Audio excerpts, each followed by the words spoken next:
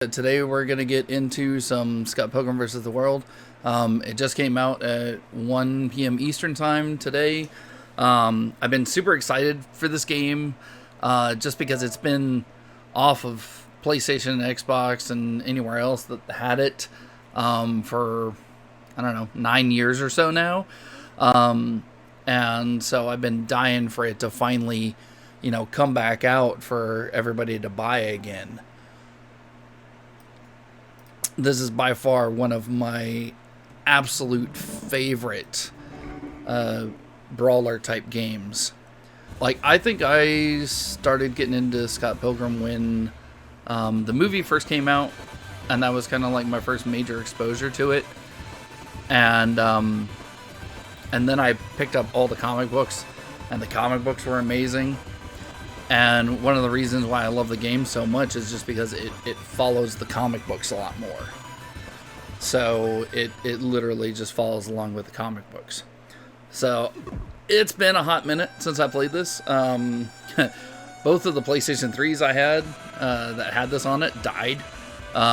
One due to an electrical storm, and then another died because my youngest son, who I think was like maybe 2 or 3 at the time, shoved like 6 discs into the system at one time.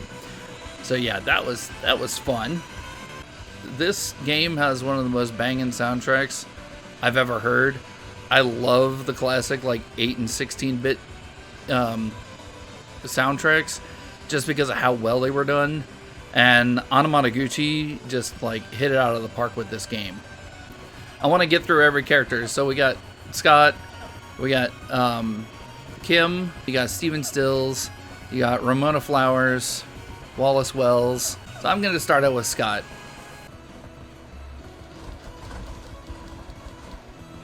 God, I love the fact that you can actually juggle garbage cans and stuff against the enemies. Well, I mean, in the comic books, he is the #1 fighter in all of the Toronto area. So, I mean, maybe he just kind of goes around and beats the crap out of people. Yeah, it's one of those classic arguments of like, well, is the manga better than the anime? And yeah, sometimes it is. In this point, yes, the comic I think is a little bit better than the movie. If only for some small details about like Scott's history and everything that he does to, kind of win Ramona's affections. Yeah, I forgot he did this. The movie pretty much follows it up until about volume 4, at which point it kind of diverges. I would love to play this as a 4-player. I've never done it, so I think that would be awesome. Oh, nice.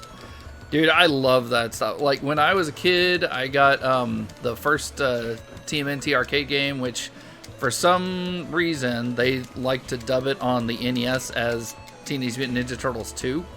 I don't know why, because it was the arcade title. So, they probably just wanted to simplify it because they only had one other Turtles game on Nintendo at that time.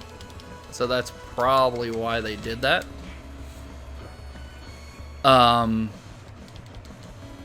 But yeah, I loved TMNT2 or TMNT Arcade. And then obviously the rightful successor to that, Turtles in Time. Turtles in Time was so amazing. And it definitely did not get a lot of credit at the time for what it was. Yeah, TMNT1 sucked. Oh my god. That water level, that underwater level, was the worst piece of garbage ever written on the Nintendo Entertainment System. Well, maybe not the entire NES. I mean, let's face it, Angry Video Game Nerd has kind of proved that LJN sucked at making games. Well, you had to go around and hit all those little power boxes or whatever, and every single tentacle thing you touched was electrified, and so you would die as soon as you touched one of those, and it was so annoying. Battletoads sucked. I had a lot of problems with Battletoads. Yeah, Battletoads, man. Battletoads was a great concept. I loved the concept, but man, was it a difficult game at times, especially in some of those race levels where you're supposed to be dodging everything as it comes up at high speed. Yeah, exactly. That impossible wall. Yep.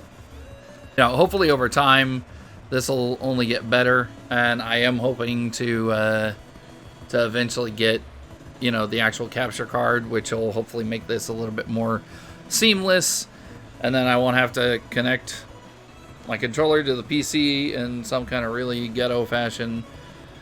I looked for dongles. PS4 dongles are going for like 120 something. It is really ridiculous.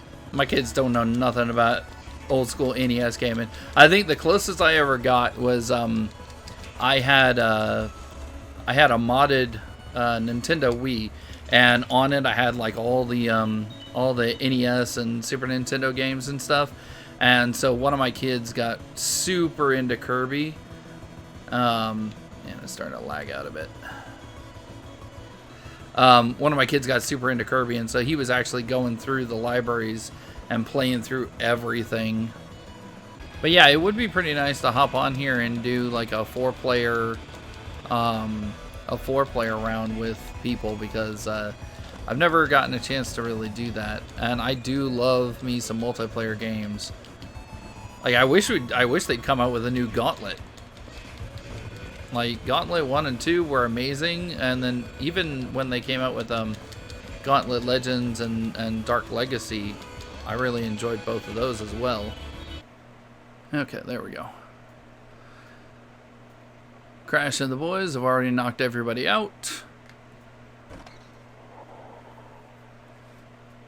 Enter Scott. And there's Matthew Patel.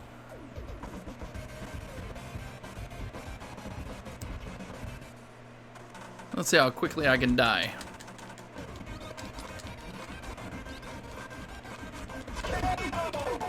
Yes, got him.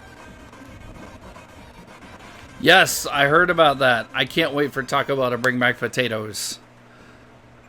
Some Fiesta potatoes would be amazing right now.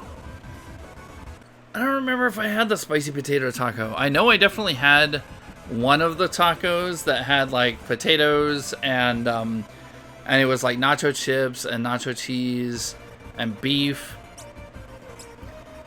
And I kind of want to say there was one that had like bacon in it. Yeah, I think it was a loaded potato griller. I think that's what it was.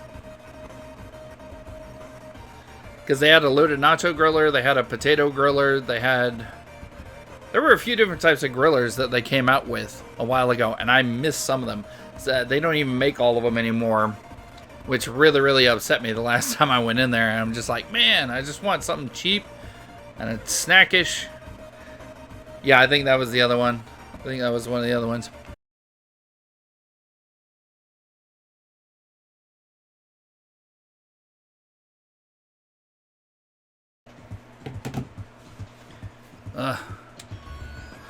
Some people don't understand interrupting game time is very bad.